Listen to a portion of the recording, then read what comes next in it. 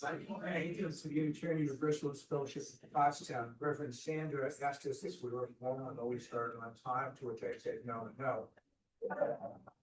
But we will start sometime on and on the guest. You can hear me long enough with the mic. Looks like this.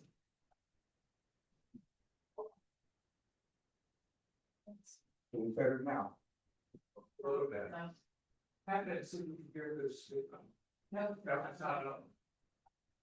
Okay, whoever is technologically knowledgeable. No little links on here, so if not, we'll just use projection of voice as we did in the old days. Yeah, let's get the hand on working. This, here you this. Yeah. Okay, so we have to work on why the amp is not working. Oh, there. Can you hear me now? Yes. Can you hear me through this?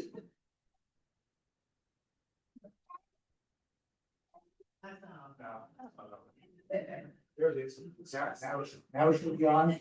Yeah, there. We can adjust volume if we have to back here. Okay. Technology is always a challenge. Spirituality, not so much, and that's what we come here for every Sunday. For spiritual rejuvenation in the faction of Unitarian Universalism, and we ask you to believe in nothing specific, but whatever it is that generates a fire within yourself with regard to your own faith and sense of worth. We don't care what religion you honored in the past. We don't really care how you look at religion at the present, as long as you believe in the inherent self-worth and dignity of all people.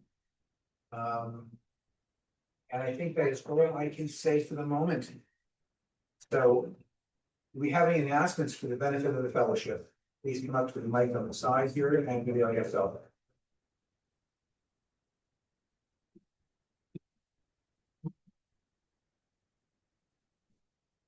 Hi, we're reinstituting the UUFP Walking Club, started on January 3rd at 11:15 in Kenilworth Park in North Coventry. Rebecca and I checked out the walk, and it's a very nice pond there. Paths are very macadam, so it should be good for people foot-wise. So that's the first one, and I'm hoping to vary the locations because we're blessed in this area with many wonderful places to walk. For the one in January, dogs with the dog. Some of the places may not allow dogs in, but I'll make that clear. And also open to suggestions from others on places you would like to walk. So I'd like to vary it and learn a lot because there's so many great places in our area. It's quite unusual about Pennsylvania, southern Pennsylvania, in Delaware. Okay, thank you. Did you say it was January 3rd at January 11:15 in Kenilworth Park. And I'm getting an announcement issue will distribute it. We'll have the details on where the parking is, okay? Thank you. You're welcome.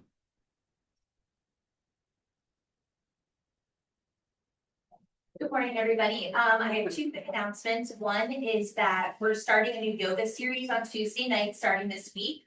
It's $80, I believe, for the 4-week session, or it's like a $25 drop-in rate. So I go, it's really, really fun. It's very relaxing. Holly is a really great yoga instructor, so I really suggest you come to that. The other thing is the labyrinth. We're getting some people who are interested in helping put the labyrinth on. We usually do that on the first of the year. I'm not sure if we're gonna do that yet this year or not, but CJ and myself could be your contact for that if you're interested. We're just trying to gather people. We need about 5 people to set up and tear down, and then people to like help with the event. So if you're interested, let us know. Thank you.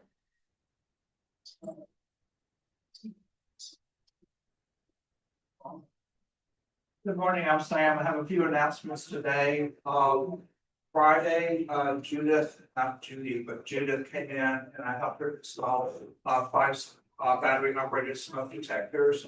She kind of repositioned some of them so they weren't like doorways, but kind of more toward the middle of the room so the doors they open, the wind won't just disperse the smoke. I also did the first cleaning, technically cleaning. I tell you what, I was in my mind thought, oh man, these cleaning services are overcharging us to clean. But I tell you, it took me almost an hour just to do the 3 bathrooms. It was incredible how long it took between cleaning and then mopping and then letting everything dry, putting things back. So I didn't do the sign up sheet for the alternating weeks. I know that the cleaning service starts tomorrow. Yeah. In theory, so hopefully that'll come in. So I didn't get to the dust mopping this week. We got anything else. Plus, I was doing other things right here. The third thing I want to talk about is the New Earth people used some of the wood chips in the back to spread out on the trails a little bit, and they went on ahead and finished putting the wood chips out in the playground. I thought it was a good little project for their kids to do. What they did, so that's all taken care of. So there's still wood chips back there, and you may need to put them more in the playground. And I think that's it. Thank you.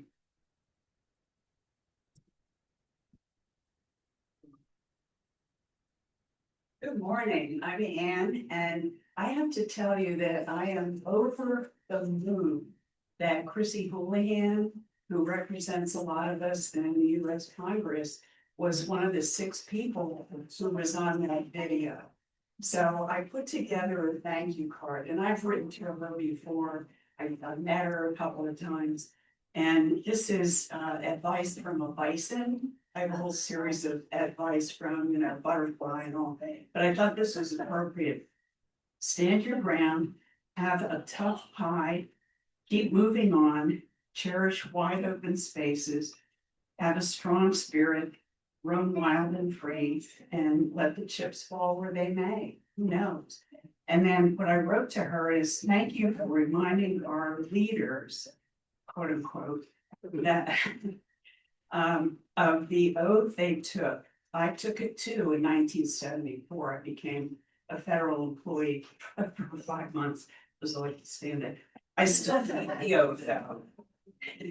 And I went on to say, and I hope this is all right with you, we at the Unitarian Universalist Fellowship of Potsdam have your 6. And she said at the end, military, we have your back.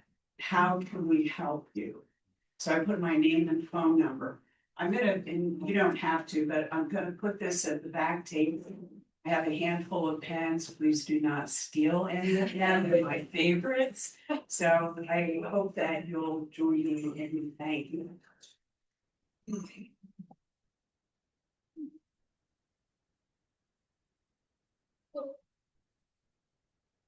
Good morning, I'm Valerie. I would like to get the craft fair rolling next week. I am going to bring in my giant roll of raffle tickets and I will start selling those. Let me check the dates real quick. So next week is December 7th. I will sell tickets the 7th, 14th, and 21st. And after service on the 21st, we will have the raffle. I know that's a shorter window than last year, but that's how it rolled out. The tickets will be 5 tickets for $10 or 12 tickets for $20, same as last year. So far I have a much smaller pile of donations. There is jam, there is now honey that Chad brought in, and instead of one giant jar, there are multiple, so we have more opportunities to win honey. There are a few knitted items, some for myself, some for others, but I would still love to have more stuff on that table. So if you are crafty or artistically inclined at all, I can keep adding stuff until the 21st, yes. Do plants count as craftsy and has? Sure. Absolutely, yeah. Okay, thank you.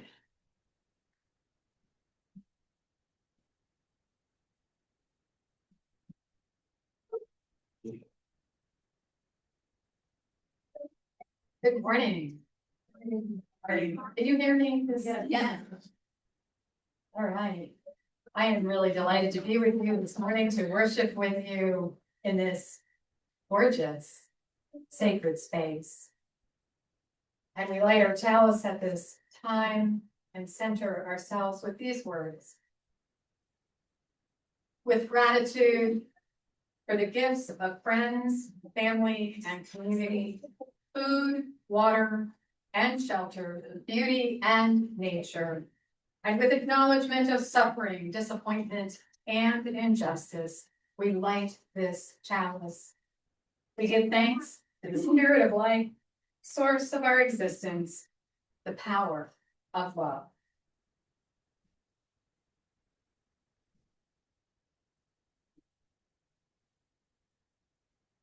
As is our custom, I will hit the chime. It is a time to convert our minds into the holiness of the time we spent together.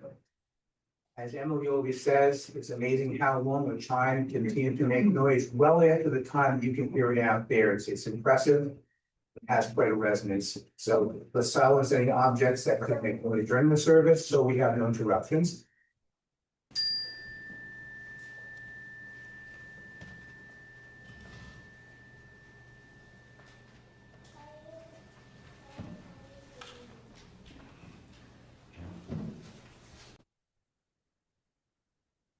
You whose hearts are broken, come in. You whom pain has touched, and sorrow and shock.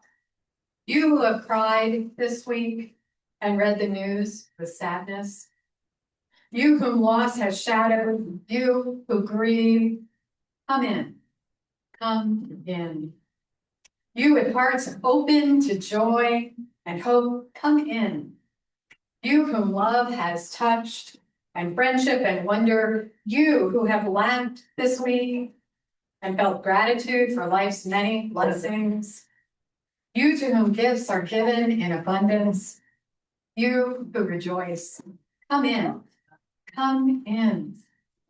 All our hearts are broken and open. All of us here grieve and rejoice. This is our place. And this is our hour to gather and sing and cry and laugh. Come in, let us worship together. And let us gather our spirits in worship with our opening hymn. It's number 347 in your gray hymnal. Gather the spirit. Please rise and embody your spirit.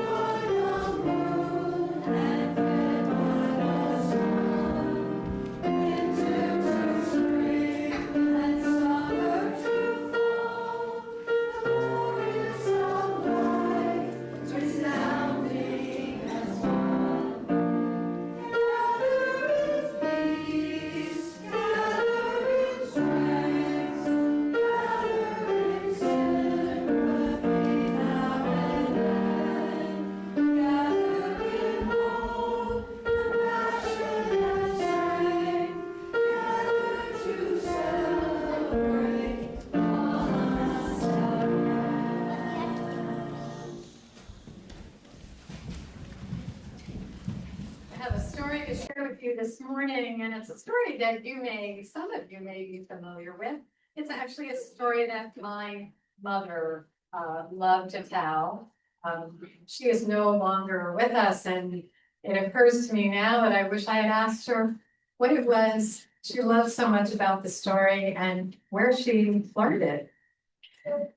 It's the story of the soup stone, sometimes called stone soup. This version comes from Anthony DeMello. There are so many versions of this folktale out there. You can find it nearly anywhere. And it goes like this, at least in this version. A woman in a village was surprised to find a fairly well-dressed stranger at her door asking for something to eat.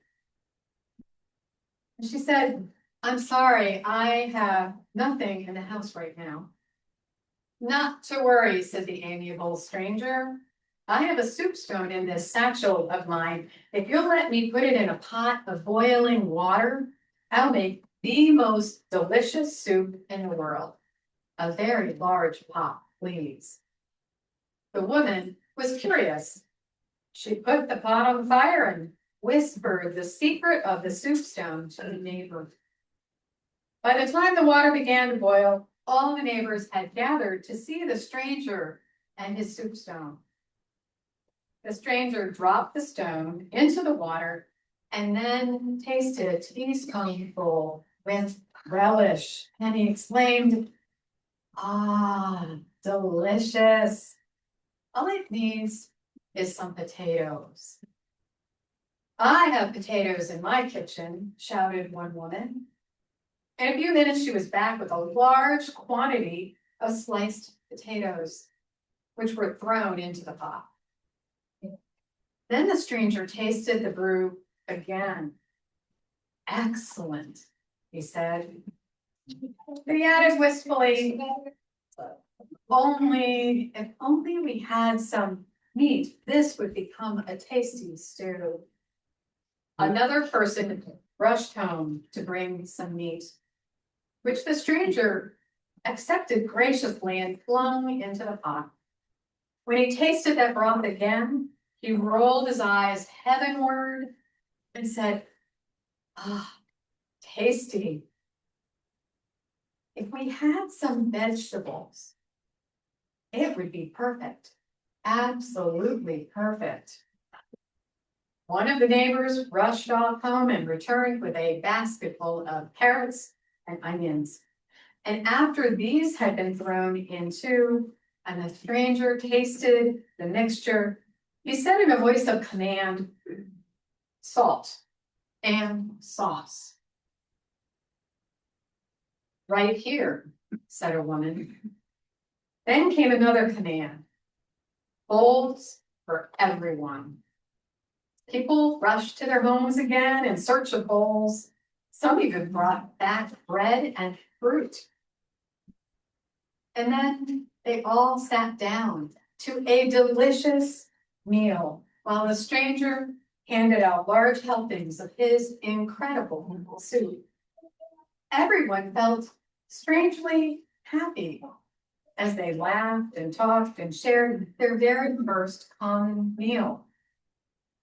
In the middle of the merriment, the stranger quietly slipped away, leaving behind the miraculous soup stone.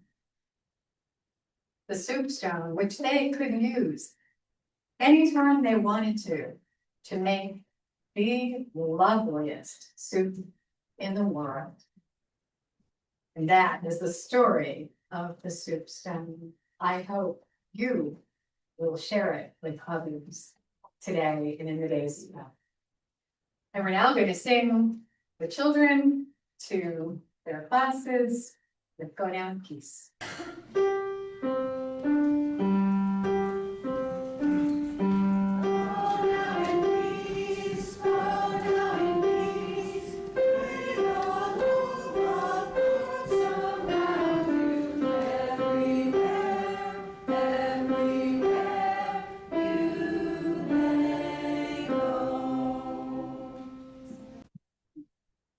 Will you join me in a responsive reading? It is number 515 in your hymnal. written by Richard Hughes. And I'll read the regular type and invite you to read the italicized words. For the sun and the dawn, which we did not create. For food which we plant, but cannot grow. For friends and loved ones we have on earth and heaven. For this gathered community, which welcomes us as we are from wherever we have come. For all our characters, so that keep us human, and regard us in our quest for beauty, truth, and love. For all things which come to us as gifts of being from sources beyond ourselves. Gifts of light and love and friendship. We lift up our hearts in thanks to them. We lift up our hearts in thanks this day. Blessed be you.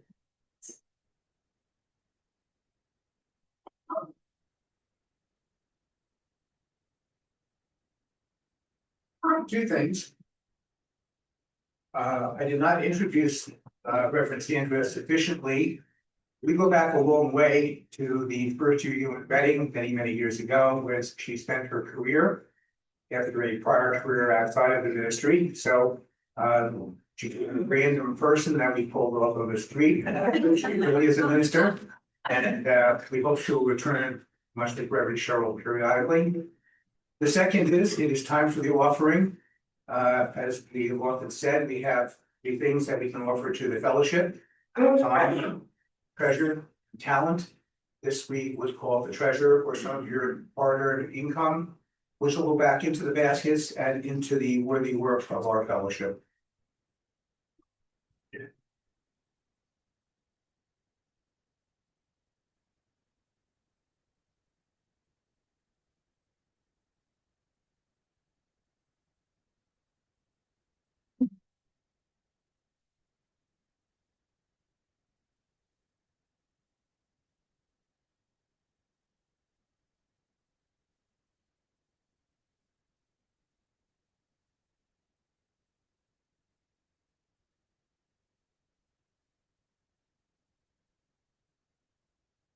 Thank you, John. It's really a special treat to be here and to work with John on this service.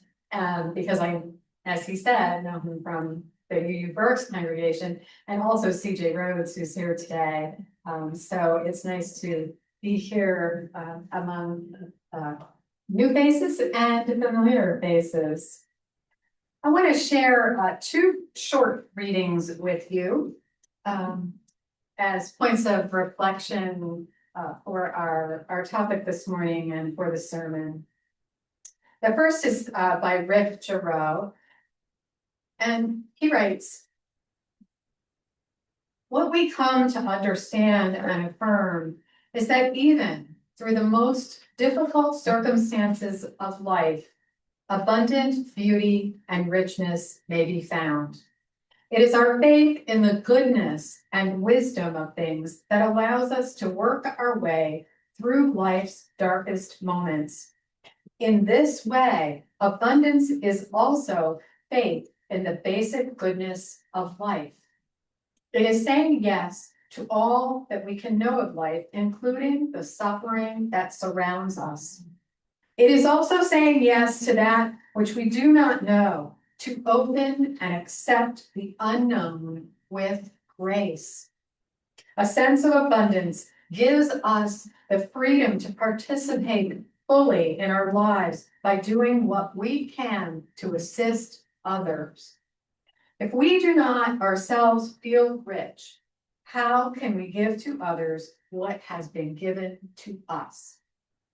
In this way, abundance becomes the rainbow shining through the storm, the promise of our divine destiny." The second reading comes from Harper Palmer. That may be a name that's more familiar to some of you. Harper Palmer is a teacher and a Quaker, and a brilliant human being. I encourage you to read his work if you haven't. Parker Palmer says, the quality of our active lives depends heavily on whether we assume a world of scarcity or a world of abundance. Do we inhabit a universe where the basic things that people need, from food and shelter to a sense of competence and of being loved, are ample in nature? Or is this a universe where such goods are in short supply, available only to those who have the power to beat everyone else to the store? The nature of our action will be heavily conditioned by the way we answer those bedrock questions. In a universe of scarcity, only people who know the arts of competing, even of making war, will be able to survive. But in a universe of abundance, acts of generosity and community become not only possible, but fruitful as well. So those are the words of our readings this morning.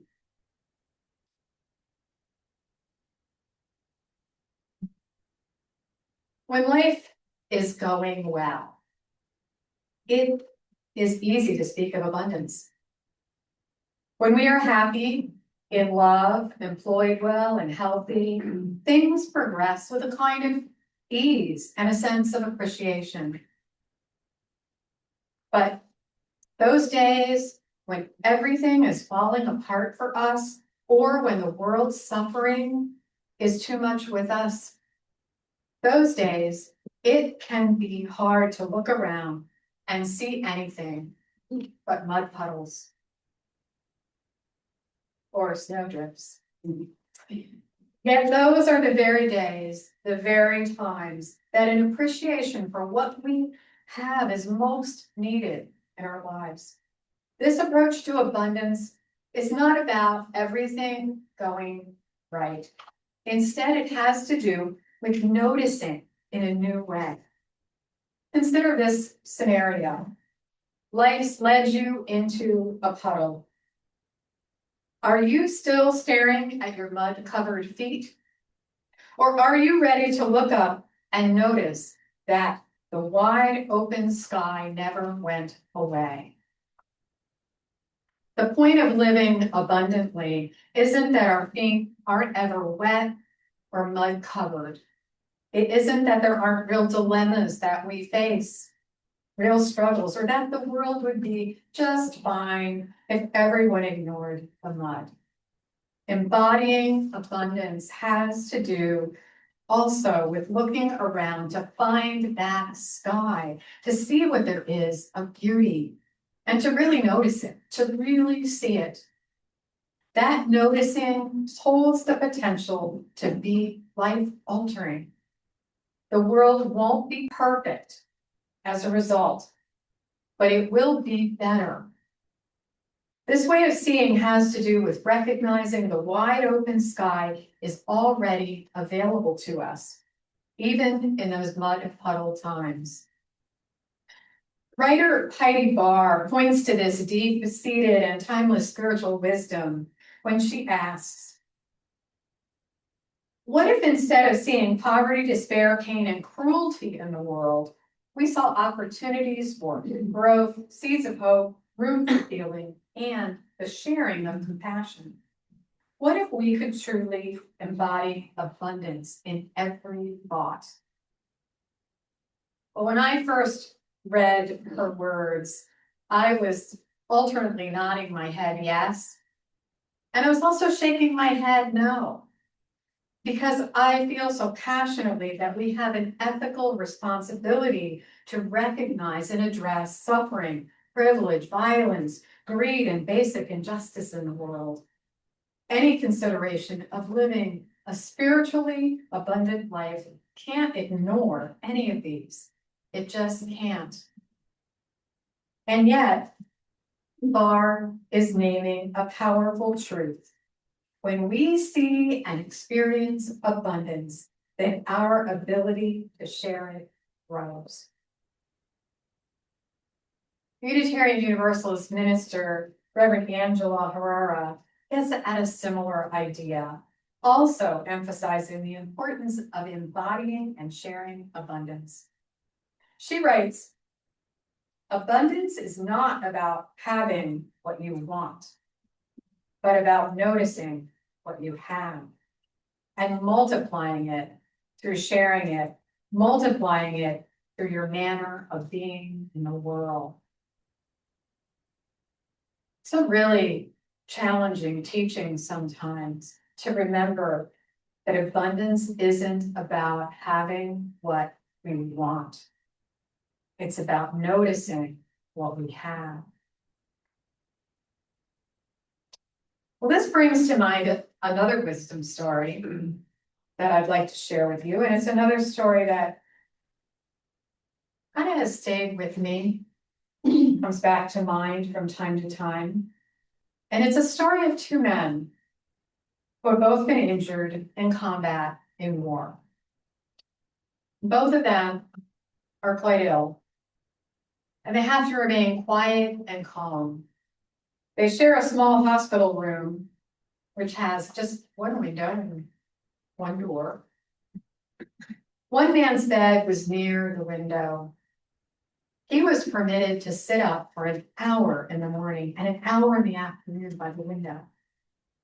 The other man had to spend all of his time lying flat on his back. There was no television or radio, so they talked for hours and hours, sharing their life stories. Can you imagine them there in that room, sharing their stories day after day after day?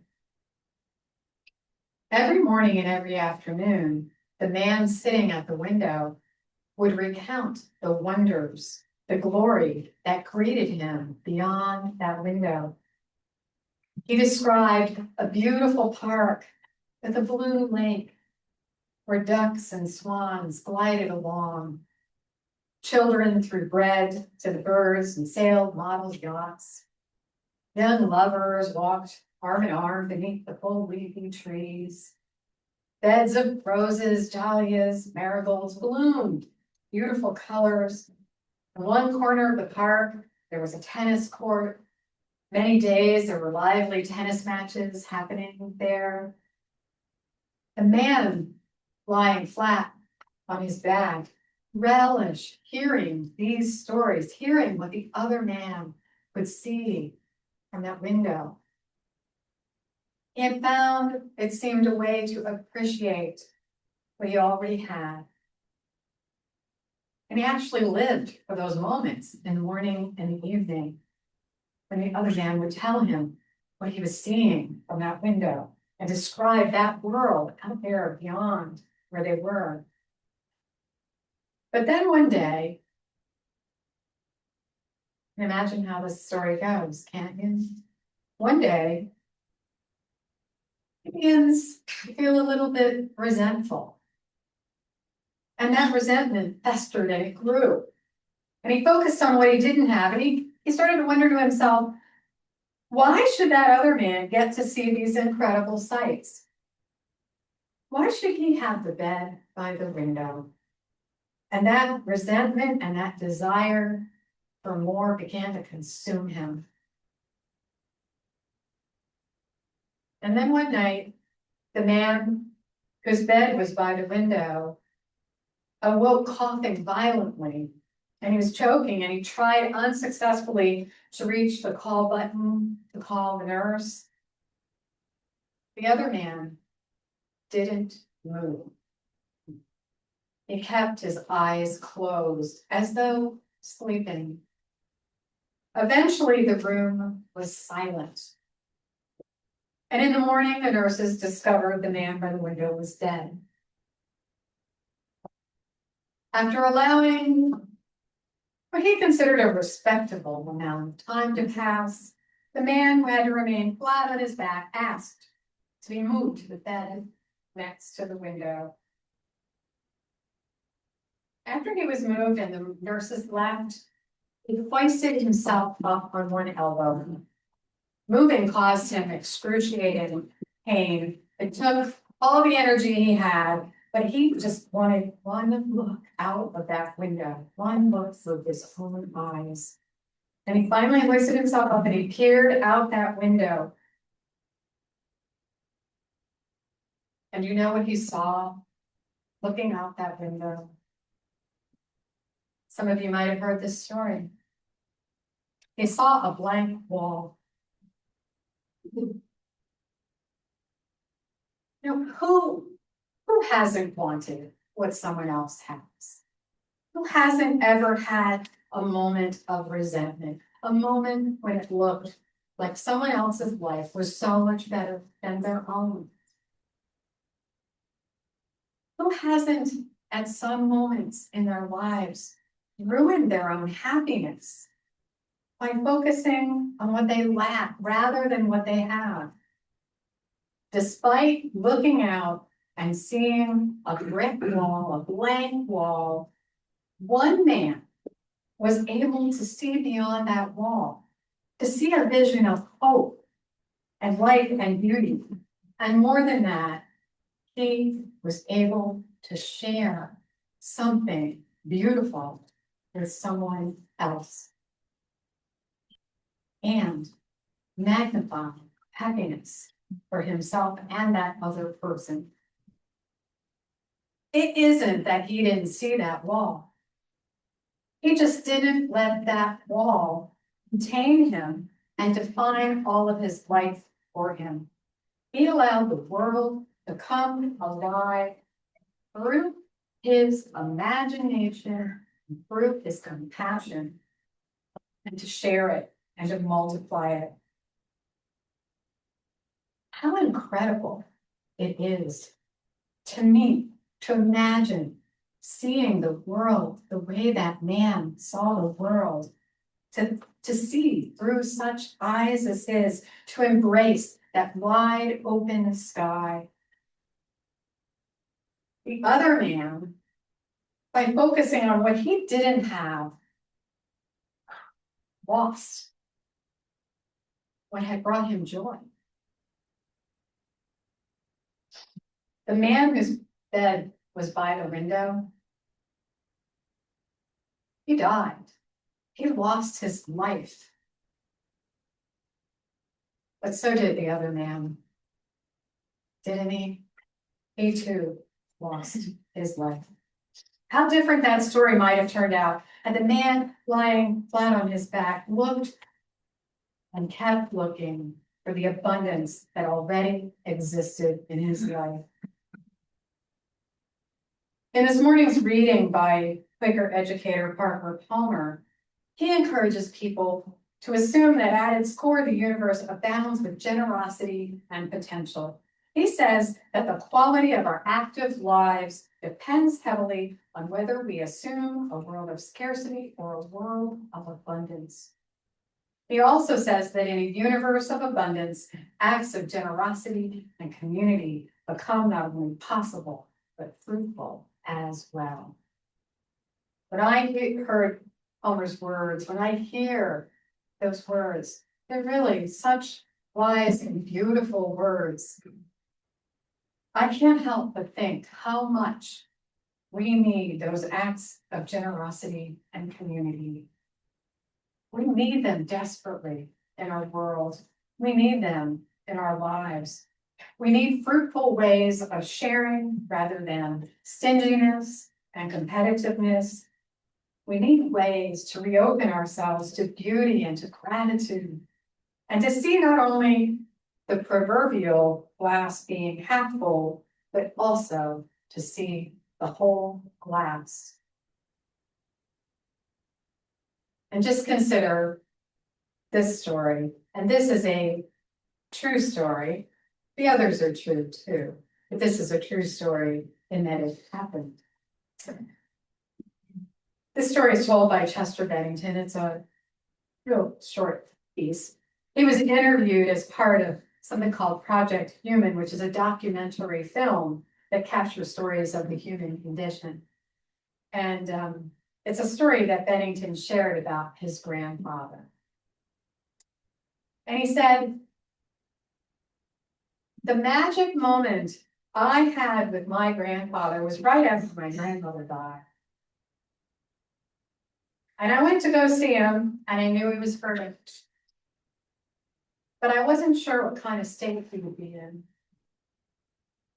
And she was his partner 65 years as well as his driver. I went to see him and I said, Grandpa, how are you doing? And he said, did you know that for $4, I can get a shuttle anywhere in the city?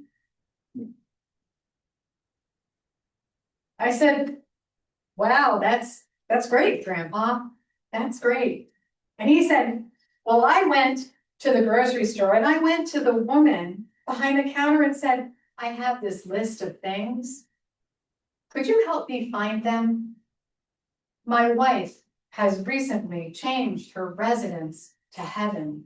And I said, Grandpa, man, you always helped me to see the glass as half full.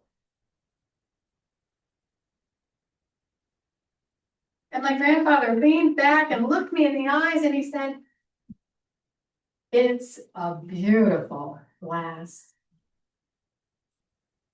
It's a beautiful glass. Imagine being able to see the glass, to see that it's beautiful, to affirm that life is still beautiful, even amid and after a terrible loss. Imagine, just imagine.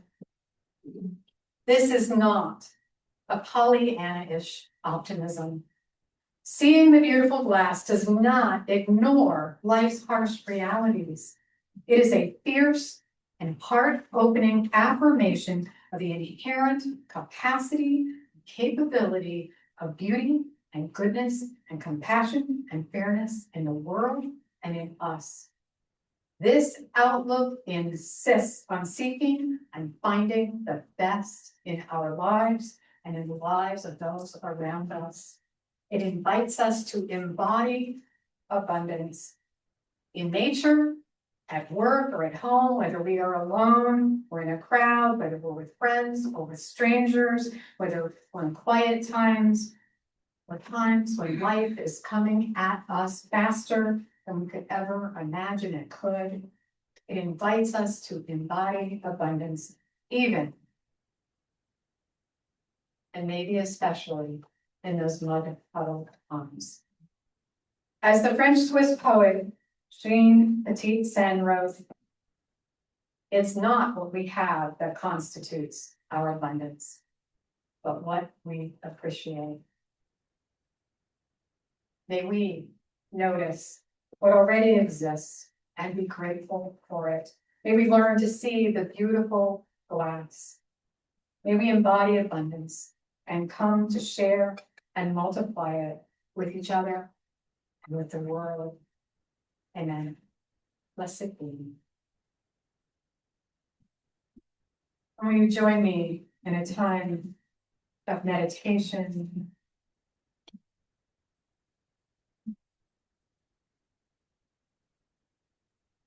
Join meditation with the words of Angela Herrera.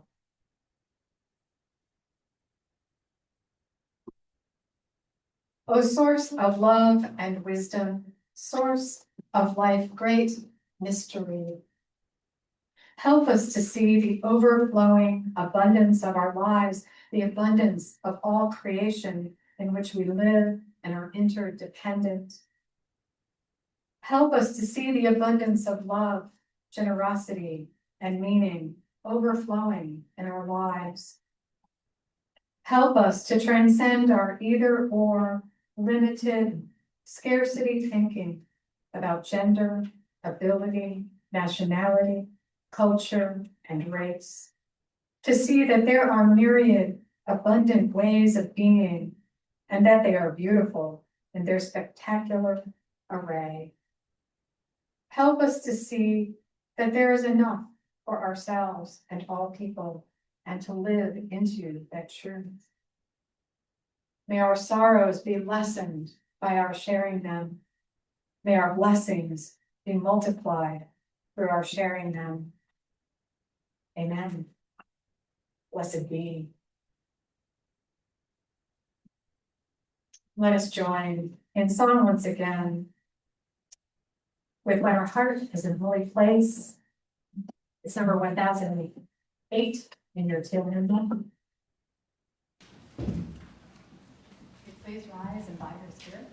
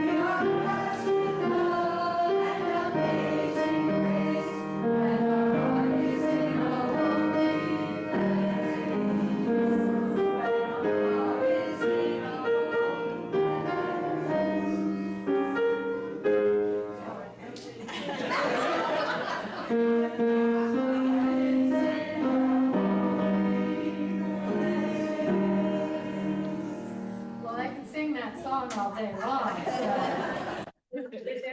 Thank you. We close with these words. May you rise in the morning and greet the dawn with a grateful heart. Throughout the day, may you accept the simple gifts that arise: food, shelter, water, sunshine, with a grateful heart. May you greet others whose paths you cross with that same gratefulness. And when evening comes, may you greet sleep with a grateful heart, a heart of compassion and a heart of joy. It is so, and blessed be.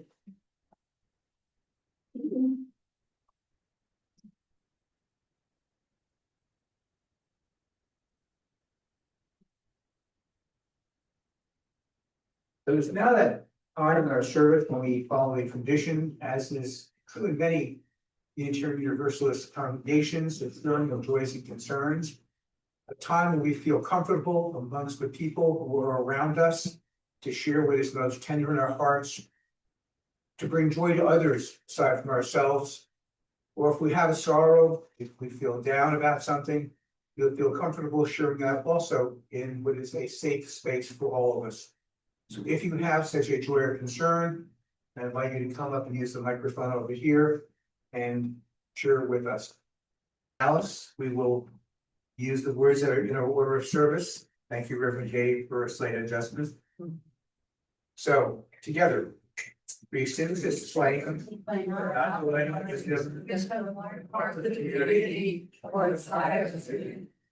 We should carry our arms in our hands. Thank you all for attending. As Sandra will find out, one thing we do well is the food after the service. It's not just a little bit of coffee and a little Danish here and there. So please, welcome to join us in coffee and conversation and a good bit of food. Excellent. Thank you.